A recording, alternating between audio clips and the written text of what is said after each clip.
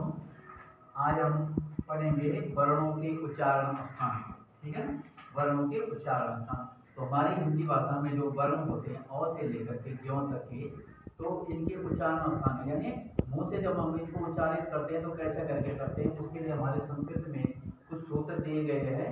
हमको इन्हें याद कर लेना है और इन्हीं के अनुसार जो है हमने उनका अर्थ के अनुसार वर्णों को अपने दिमाग में याद रखना है कि किस वर्ण का उच्चारण स्थान कौन सा होता है।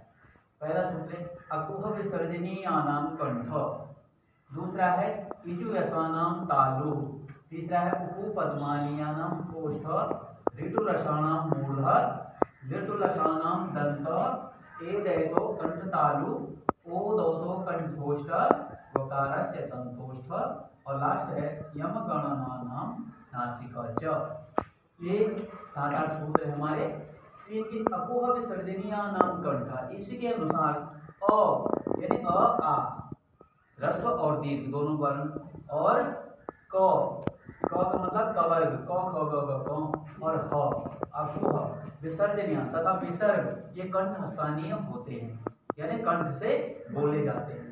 दूसरा सूत्र आता है इचु यशानाम तालु, यानी ई वर्ण में ह्रस्व दीर्घ दोनों ई और च का मतलब च वर्ग के वर्ण च छ ज झ य तथा य और स ये तालु स्थानीय वर्ण होते हैं, तो तालु से उच्चारित किए जाते हैं।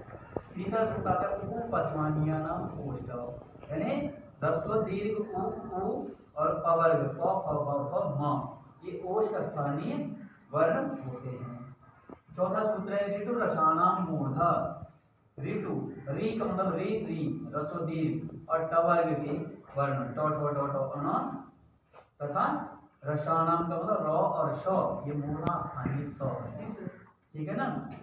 आगे है ऋतुलसानाम दंता, लिरी लिरी, ये लिरी शब्द जो है वर्ण जो है ज्यादातर संस्कृत में प्रयुक्त होता है। ठीक है ना, तो हिंदी में ये कम प्रयुक्त होते हैं, लेकिन फिर भी हमें समझ जाना है। उसी के अनुसार लिरी लिरी ह्रस्व दीर्घ दोनों तथा तवर के त थ द ध न ल और स। ठीक है ना, ये दंत स्थानीय वर्ण होते हैं। ए दै तो कंठ तालु, ए और ए ये दोनों जो वर्ण हैं कंठ तालु यानी कंठ और तालु, जिह्वा के जो ऊपरी छोर पे जो तालु होता है उसको उस स्थान से बोले जाते हैं। ठीक है ना। फिर ओ दो कंठोष्ठ, ओ और औ कंठोष्ठ स्थानीय होते हैं यानी कंठ और ओष्ठ दोनों के सामूहिक उससे बोले जाते हैं। ठीक है ना, सामूहिक स्थान इनका होता है उच्चारण के लिए। और वकारस्य दंतोष्ठ, वो वर्ण जो आता है दंत और ओष्ठ वर्ण का होता है। दंत ओष्ठ यानी दांत, यानी इनमें दंतोष्ठ का मतलब दांतों पे जिह्वा स्पर्श करती है, और ओष्ठों का भी इसमें प्रयोग होता है, इसलिए इसको दंतोष्ठ वर्ण कहते हैं। और लास्ट जो सूत्र है अंतिम यमगणनानाम नासिका च, यानी य म ग अण और न ये नासिका वर्ण होते हैं। नासिका का मतलब जो नाक से बोले जाते हैं। ठीक है ना, नाक से बोले जाते हैं, यानी इन वर्णों में जो है बिना नाक की सहायता के अगर हम नाक को बंद कर दें तो ये वर्ण बोलने असंभव हो जाते हैं।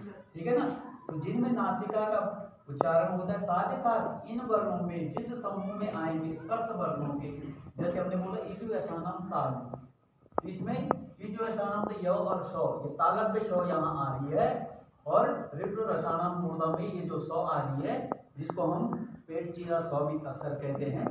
3 स अक्षर आती है इसमें हमारी, कौन सी, पहले तालव्य स, फिर मूर्धा वाली स और दंत स्थानीय जो स आती हैं, इन तीनों के प्रयोग करते। अभी तक तो हम इससे पहले समझते थे इन्हीं तीनों शब्द तालव्य स, मूर्धन्य और दंत, यही खाली उच्चारित स्थान इन्हीं के होते हैं। नहीं, इनके अनुसार इन्हीं के जैसे ही जो है अन्य सारे वर्णों का अ से लेकर के हमारे पूरे ज्यों तक के जितने भी अक्षर होते हैं, भले अक्षोत्तर और ज्यों 3 संयुक्त वर्ण होते हैं, उनको अलग अलग करके हम उच्चारण स्थानों के अनुसार उसको देख सकते हैं। तो ये होता हमारा उच्चारण स्थानों के अनुसार। इस टेबल को, इस सारणी को, हम इन सूत्रों को हमें याद कर लेना है और अपने जीवन में याद रखना है कि किस वर्ण का उच्चारण स्थान कौन सा होता है। ठीक है, आप लोग समझ गए ना? जी सर। तो आप याद कर दीजिए, इसके अनुसार इसको याद